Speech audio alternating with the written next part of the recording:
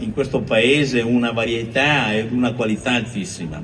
Io voglio ringraziare tutte le autorità militari, le autorità civili, economiche, tutti i consiglieri, gli assessori sia comunali che regionali, anche tanti dirigenti e quadri e lavoratori della nostra città, perché in effetti questo è è il principale evento della nostra città.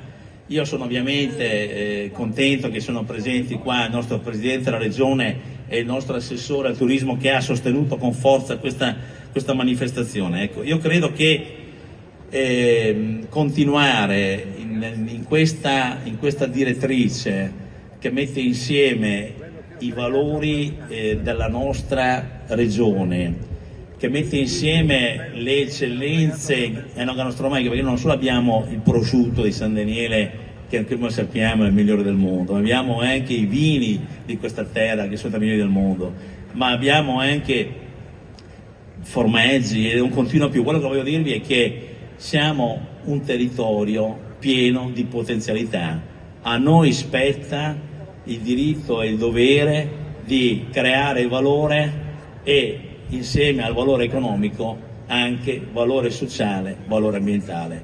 E con queste parole io vi auguro a tutti una buona manifestazione. Ringrazio la Giannola Nonino che ci pensavo stamattina, forse più doc di lei del Friuli ce n'è veramente pochi. Grazie Giannola, buon Friuli doc a tutte e a tutti, arrivederci.